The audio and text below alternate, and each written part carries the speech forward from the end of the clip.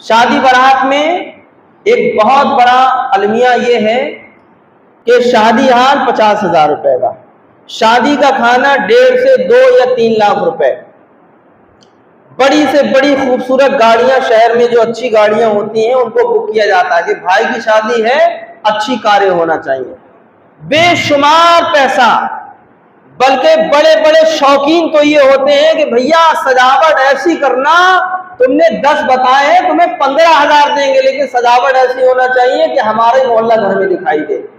باورچی سے کہا جاتا ہے بھیا کھانے میں بالکل کوئی کمی نہیں آنا چاہیے، تم نے ہم سے 5,000 طے کیے ہیں، انشاءاللہ تعالیٰ آپ کو الگ سے نذرانہ دیں گے، لیکن کھانے میں کوئی کمی نہیں ہونا چاہیے۔ اور جب امام صاحب نکاح پڑھانے آتے ہیں تو جتنے محلے کے خرافاتی لوگ ہوتے ہیں وہ اپنی کرسیاں چھوڑ کے امام کے آس پاس میں کھڑے ہو جائیں گے اور کانا پھوسی کریں گے، دیکھیں کتنے پیسے آج مانگتے ہیں امام صاحب۔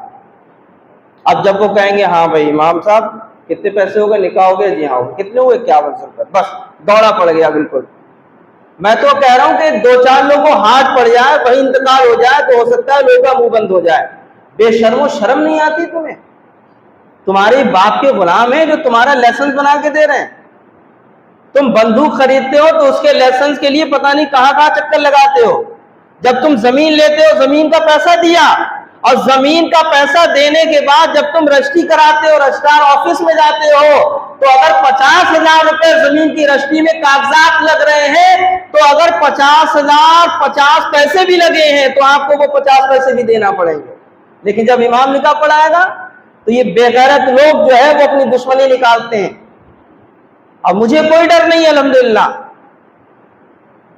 امامت اسی کا نام ہے جو بلا جھجک اور بغیر کسی کے ڈر خوف سے جو ہے مائک پر یا 10 لوگوں کے سامنے بولے۔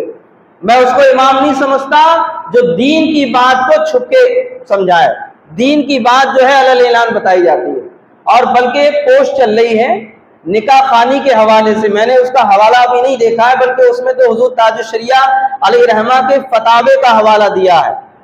تقریباً 30-35 ہزار روپے نکاح خوانی کے ہو رہے ہیں اس میں۔ جو پہلے زمانے میں قاضیوں کو جو وہ سکوں کے دیے جاتے تھے، اس کا جو وزن اب کیا گیا ہے وہ تقریباً 20 یا 30 ہزار روپے نکاح خوانی کے پیسے ہو رہے ہیں۔ اتنا مفتی بن جائیں گے لوگ، کہیں گے کہاں لکھا ہے اتنے پیسے لینا، کون سی کتاب میں لکھا ہے کہ 5100 روپے نکاح کے دیے جائیں۔ خدا کا خوف کرو یار، تم کن سے باتیں کر رہے ہو جو کبھی بھی آپ سے 1 روپیہ طلب نہیں کرتے؟ جنازہ ہے کبھی نہیں، 10واں 20واں 30واں 40واں 5 وقتہ نماز، دم، کتنے مسائل ہوتے ہیں قوم کے۔ مجھے تو ایسا نہیں لگتا کوئی باشعور امام کسی چیز کا پیسہ مانگتا ہو، یہاں تک کہ امامت کے بھی پیسے طے نہیں کرتا وہ۔ لیکن ایک خوشی کا موقع ہوتا ہے، وہ جن کے آئیں گے تالی پیٹتے ہوئے، لے ورنہ ابھی کھول دوں گا تیرے سامنے، تو کہیں گے لے بھیا لے جلدی لے جا، بھاگ یہاں سے۔ ایسا ہے یا نہیں بتائیے آپ؟ اگر اس سے اونچی آواز میں بات کی تو وہ وہیں تماشا کھڑا کر دے گا، پوری ٹیم آ جاتی ہے۔ لیکن مسجد کا امام ہوگا تو اسے سب گھیر لیں گے۔ بھیا خدا کا خوف پیدا کریں اور سنت کے دائرے میں سارے کام کریں۔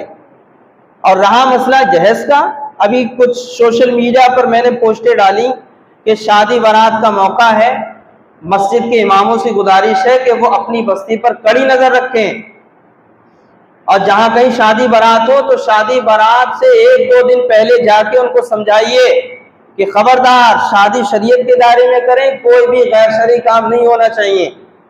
تو اس پر صاحب اتنے تبصرے، اتنی باتیں کہ صاحب وہ جہیز مانگ رہے ہیں، تو امام لوگ جو جہیز مانگے تو ان کا نکاح جو ہے وہ نہ پڑھایا جائے۔ جہیز یہ بتائیے کیوں دے رہے ہو بھائی؟ کس نے کہا تم سے جہیز دینے کے لیے؟